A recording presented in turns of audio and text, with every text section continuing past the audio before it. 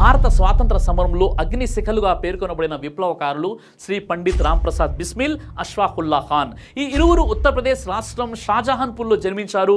అక్కడ అబ్బిరిచ్ మిషన్లో ఉన్నత పాఠశాలలు చదువుకున్నారు. ఈ ఇద్దరు కూడా చిన్ననాటి నుండి ఆంగ్లేయుల పట్ల వ్యతిరేకతను పెంచుకున్న బిస్మిల్, అష్ఫాక్ ఉన్నత పాఠశాల విద్యార్థులుగా జాతీయోద్యమంలో పాల్గొన్నారు.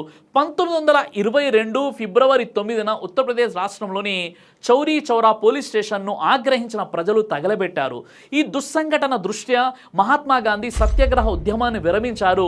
ఆ నిర్ణయం రుచించని శ్రీ బిస్మిల్ మరియు అష్ఫాక్ లాంటి యువకులు సాయుధ పోరాటం బాటపట్టారు. ఆ క్రమంలో శ్రీ బిస్మిల్ నేతృత్వంలో ఏర్పడిన హిందుస్థాన్ రిపబ్లిక్ అసోసియేషన్లో శ్రీ అష్ఫాక్ భాగస్వామి అయ్యారు.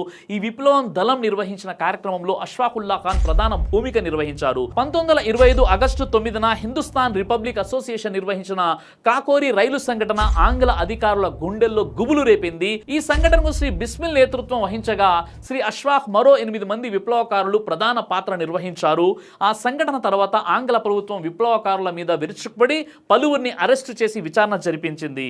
ఈ విచారణలో శ్రీ బిస్మిల్, శ్రీ అష్ఫాకుల్లాతో పాటు శ్రీ రాజేంద్ర లహరి, శ్రీ ఠాగూర్, రోషన్ సింగ్లకు ఆంగ్ల న్యాయస్థానం ఉరిశిక్షలు విధించింది. శ్రీ బిస్మిల్ ఆర్య సమాజకుడు కాగా అష్ఫాకుల్లా ఖాన్ ఇస్లాం ధర్మ పారాయణుడు.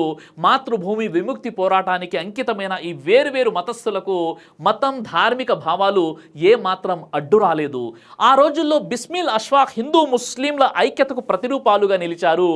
ఒకరి కోసం మరొకరు ప్రాణ త్యాగాలకు సిద్ధపడ్డారు. ఈ యువకులు ఆనాటి ప్రాణమిత్రులకు, విప్లవకారులకు ఆదర్శమయ్యారు. భారత స్వాతంత్ర సంగ్రామ చరిత్రలో స్ఫూర్తిదాయక సంఘటనగా పేర్కొన్న కాకోరి రైలు సంఘటన నేర భారాన్ని పూర్తిగా తన నెత్తిన వేసుకుని శ్రీ రామ్ ప్రసాద్ బిస్మిల్ ఉరిశిక్ష నుండి తప్పించడానికి అష్ఫాక్ ప్రయత్నించారు. ఈ ఇరువురు మిత్రులు మాతృభూమి విముక్తి కోసం ప్రజలంతా ఏకం కావాలని పిలుపునిచ్చారు. 1927 డిసెంబర్ 19న ఉరిశిక్ష అమలు జరగనున్నదనగా డిసెంబర్ 16న ఈ ప్రాణమిత్రులు మాతృభూమి విముక్తి కోసం, భారతీయుల ఉజ్వల భవిష్యత్తు కోసం మతం, కులం, ప్రాంతం లాంటి అవరోధాలను తొలగించుకొని ఐక్యంగా ముందుకు సాగాలని అజరామరమైన పిలుపునిస్తూ భారతదేశ ముద్దు బిడ్డలు శ్రీ అష్ఫాకుల్లా, శ్రీ బిస్మిల్ అమరులయ్యారు. ఆ సందర్భంగా ఉరికంబం ఎక్కుతూ అష్ఫాకుల్లా ఖాన్ చెప్పిన మాటలేంటో మీకు తెలుసా? రఖదో కోయి జరాసి ఖాకే వతన్ కఫన్ మే.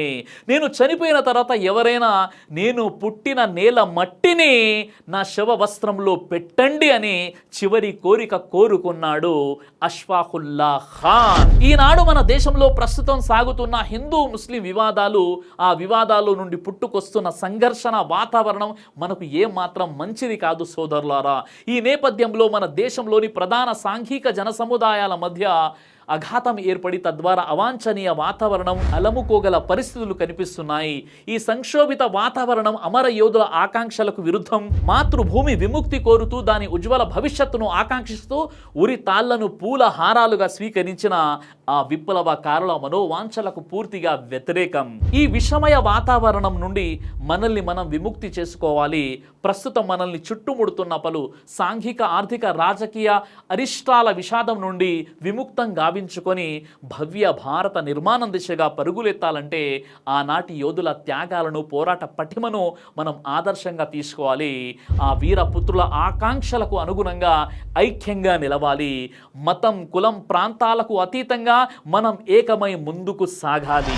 ఇప్పుడు మనం 77వ స్వాతంత్ర దినోత్సవాన్ని పూర్తి చేసుకుని 78వ స్వాతంత్ర దినోత్సవంలో అడుగు పెడుతున్న సందర్భంగా కొన్ని వాస్తవాలు తప్పనిసరిగా మీకు తెలియాలని ఈ వీడియో తయారు చేయడం జరుగుతుంది. ఖచ్చితంగా ఈ వీడియోని చివరి వరకు మీరు చూడండి.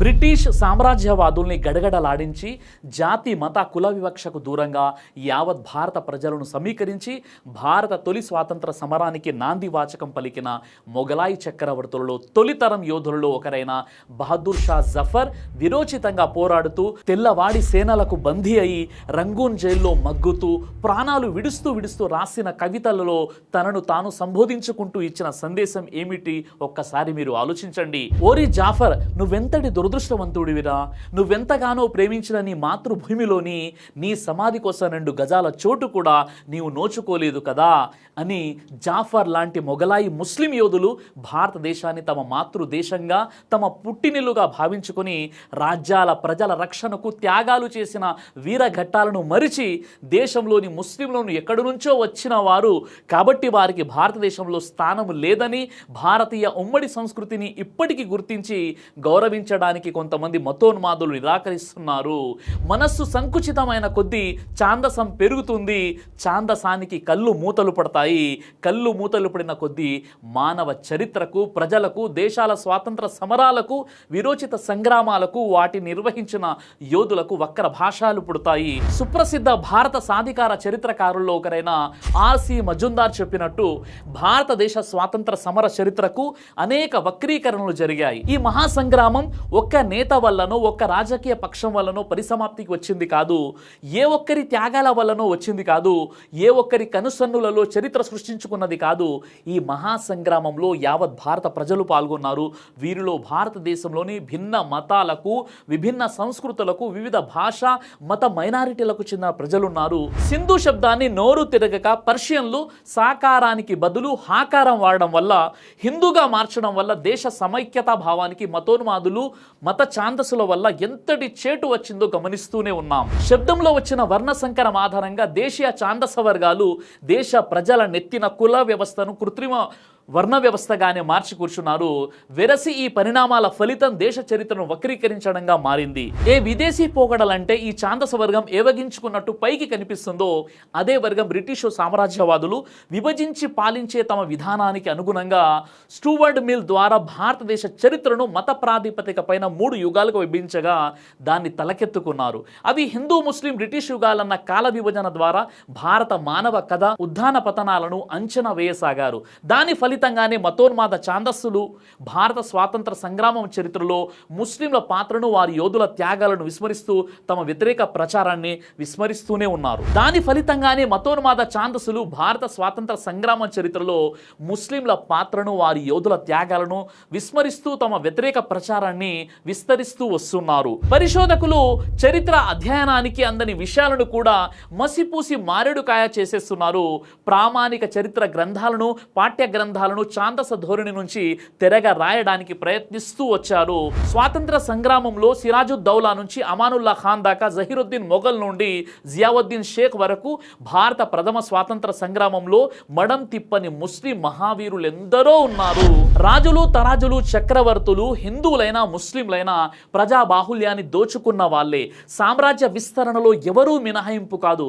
కాగా కింది వర్గాల ప్రజలు మాత్రం మత విశ్వాసాలకు భిన్నంగా కలగలిసిపోయి ఉమ్మడి సంస్కృతిని పెను అడ్డంకుల మధ్యనే పెంచి పోషించుకుంటూ వచ్చారని, భారతీయ సమాజం సుసంపన్న భిన్నత్వాన్ని కాపాడుకుంటూ రావడంలోని రహస్యం ఇదేనని చరిత్ర చెబుతుంది. ఒకవైపు ఛాందస బ్రాహ్మణ్యం అస్పృశ్యత సూత్రం ఆధారంగా సమాజాన్ని విభజించి తమ ఆధిపత్యం నెలకొల్పుకోవడానికి ప్రయత్నించిన దశలోనే ఎక్కడికక్కడ దేశంలో స్థానిక సంస్కృతులను, వాటి ప్రత్యేకతలను, విశిష్టతను కాపాడుకుంటూ ఉమ్మడి సంస్కృతి మహావర్ణానికి దోహదం చేసిన పాయులు, జైనం, బౌద్ధం, కబీర్, నానకులు, జ్యోతిబా, ఖండోబా, తుకారాం, చైతన్య మహాప్రభు, తంత వగైరాలు.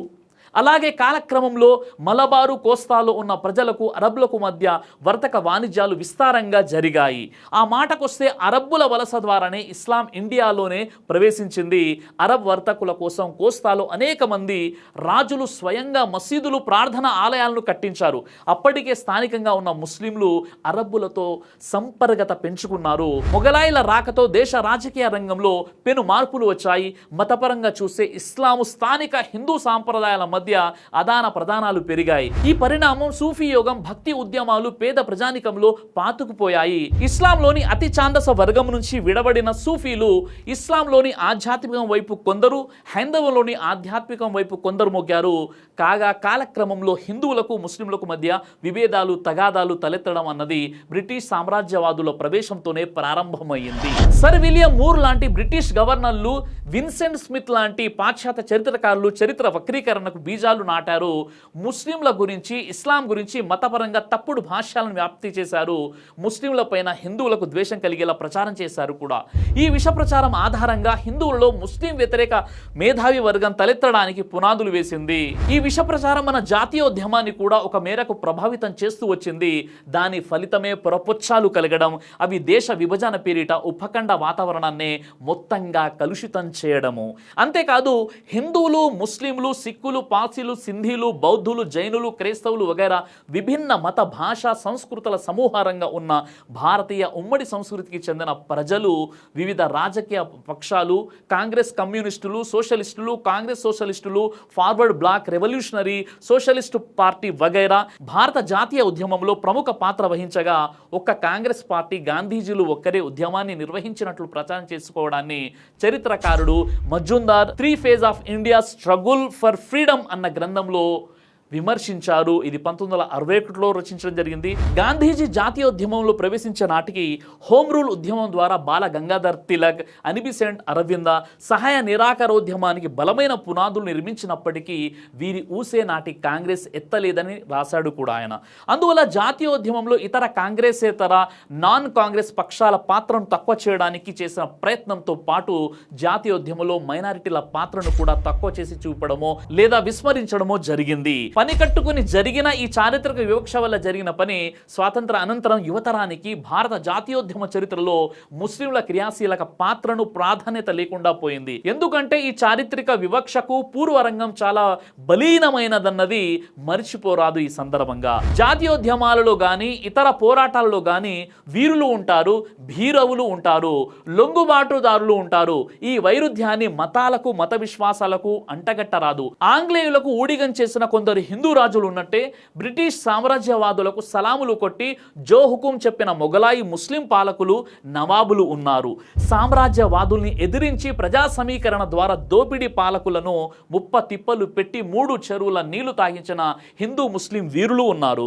కానీ అటు విలియం మోర్, ఇటు విన్సెంట్ స్మిత్ లాంటి వారు చరిత్ర వక్రీకరణకు పాల్పడినందున జరిగిన ప్రచారం ఘోరమైనదని ఇక్కడ మనం చెప్పాలి. పెక్కుమంది ముస్లిం పాలకులు హిందువులను వేధించి వారి దేవాలయాలను నాశనం చేసి దేవతామూర్తుల్ని ధ్వంసం చేశారని కథలుగా వ్యాప్తికి తెచ్చారు. ముస్లిం పాలకులు మొత్తం 3000 దేవాలయాల్ని నాశనం చేశారని, వాటిపైన మసీదులు కట్టారని, ఇలా అనేక గాథలను ప్రచారం ఊదర ద్వారా వ్యాప్తిలోకి తెచ్చారని, నిజానికి ఈ ప్రచారానికి ఆధారం లేదని అబద్ధాల అల్లికలో తలపండిపోయిన మేధావులు చేతి వాటకంగా వ్యాపింపజేసిన నీలి వార్తలని 11 సంపుటాలుగా వెలువరించిన హిస్టరీ ఆఫ్ ఇండియా మహారచనలో చరిత్రకారుడు మజుందార్ పేర్కొన్నారు. ఈ విషయాన్ని మజుందార్ వెల్లడించిన అంశాలే నిజం కాకపోతే ముస్లిం పాలకులైన హైదర్ అలీ, అతని కొడుకు పాలక వారసుడుగా వచ్చిన టీపు సుల్తాన్ బ్రిటిష్ సామ్రాజ్యవాదులపై ధ్వజమెత్తిన చరిత్రను మజుందార్ లాంటి భారతీయ చరిత్రకారుడు పదే పదే మెచ్చుకోవాల్సిన అవసరం లేదు.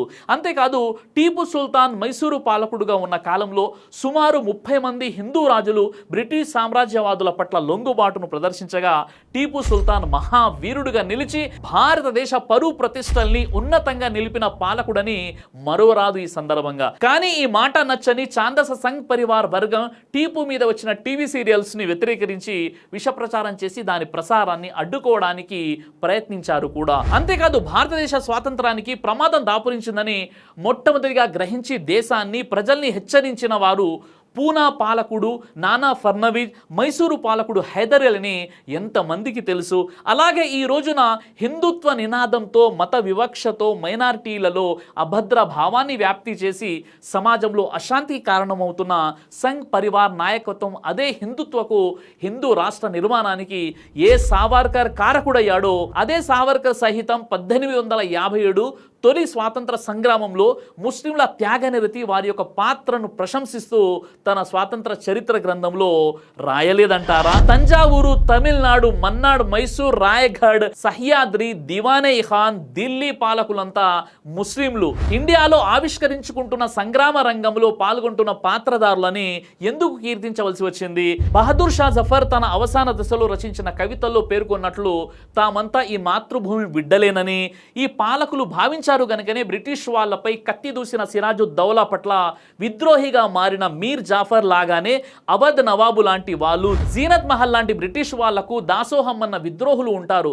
పైగా హైదర్ అలీ, టీపు సుల్తాన్ లాంటి పాలకుల సలహాదారుల్లో, సేనాపతుల్లో పెక్కు మంది హిందువులు కొలువు తీరి ఉన్నారు. బాజీరావు కొడుకైన నానాసాహెబ్ కు నమ్మిన దౌత్యవేత్త, వ్యవహారకర్తగా ఉన్నవాడు అజీముల్లా ఖాన్. ఇక సుప్రసిద్ధ నాయకులు ఒకరైన అశోక్ మెహతా తన గ్రంథం 1857లో ఏ గ్రేట్ రెబెలియన్ లో, భారత స్వాతంత్ర సంగ్రామం 1857లో హిందువులు ముస్లింలు చేసిన తిరుగుబాటులో అసంఖ్యాకంగా ప్రజలు పాల్గొన్నారని, అది ఏదో ఒక్క మతానికి చెందిన వారు పాల్గొన్న తిరుగుబాటు కాదు.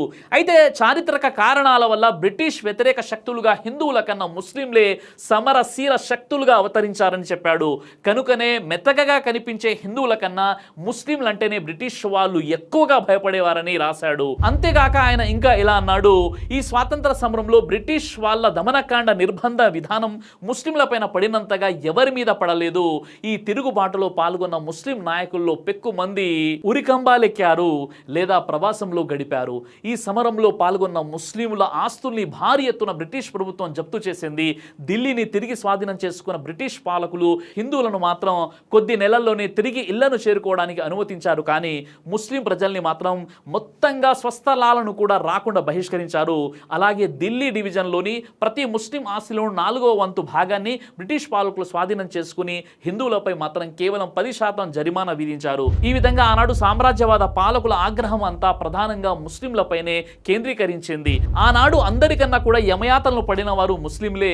సామ్రాజ్యవాదుల ప్రతీకార కర్కశత్వ జ్వాలలకు అమాయకులు వీరులతో పాటే బలైపోయారు. చివరికి బ్రిటిష్ వారికి విధేయుడుగా ఉన్న సర్ సయ్యద్ అహ్మద్ ఖాన్ అలీగఢ్ యూనివర్సిటీ కుటుంబం అనేక బాధలు గురి కావాల్సి వచ్చింది, మృత్యువాత పడవలసి వచ్చింది. ఈ సమరంలో ముస్లింలు సహన వీరులుగా వ్యవహరించడమే కాదు, ఎక్కువగా నష్టపోయిన వారు కూడా ముస్లింలే. ఓటమిని అంగీకరించడానికి నిరాకరించడమే కాక చాలా కాలం దాకా రాజీ పడ్డానికి సిద్ధంగా లేరు. రకరకాల పద్ధతుల్లో వారు ప్రతిఘటిస్తూ ఛాయాశక్తిని ప్రదర్శిస్తూ వచ్చారు. ఆంగ్ల విద్యను తిరస్కరించారు, తద్వారా ఉద్యోగ అవకాశాలు కూడా కోల్పోయారు, ప్రభుత్వ ఉద్యోగాలు పోగొట్టుకున్నారు. కానీ అదే సందర్భంలో కొందరు హిందువులు మాత్రం పాశ్చాత్య భావాలకు ఆకర్షితులై లొంగిపోయారు, నూతన పరిస్థితుల్లో రాజీ పడ్డారు.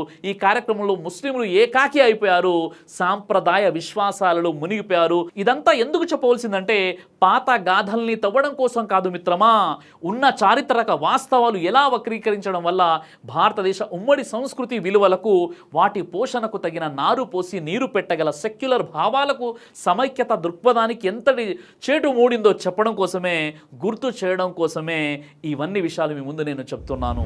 స్వాతంత్ర్య సాధన కోసం అలుపెరుగని పోరాటం చేసిన మహనీయుల త్యాగాలను స్మరించుకుంటూ వారి ఆశయ సాధన కోసం ప్రతి ఒక్కరం పునరంకితం కావాలని ఆకాంక్షిస్తూ దేశ ప్రజలందరికీ 79వ స్వాతంత్ర దినోత్సవ శుభాకాంక్షలు. జై హింద్.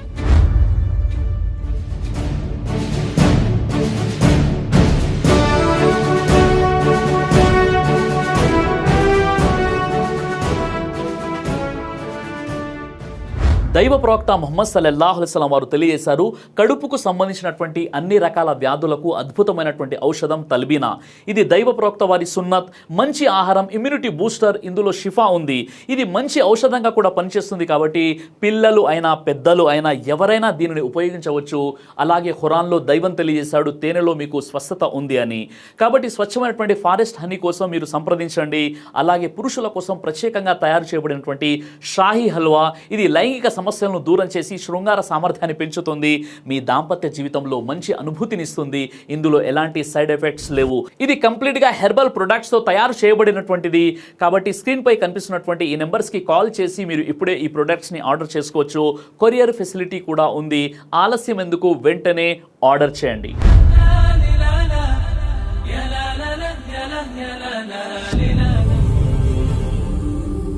బ్రదర్ సిరాజ్ అని యూట్యూబ్ ఛానల్ని మీరు సబ్స్క్రైబ్ చేసినట్లయితే ఇన్షాల్లా దైవచిత్తం అయితే మీకు వీడియోస్ వస్తుంటాయి. అదేవిధంగా బ్రదర్ సిరాజ్ అనేటటువంటి ఫేస్బుక్ని కూడా లైక్ చేయడం వల్ల మీకు వీడియోస్ వస్తుంటాయి.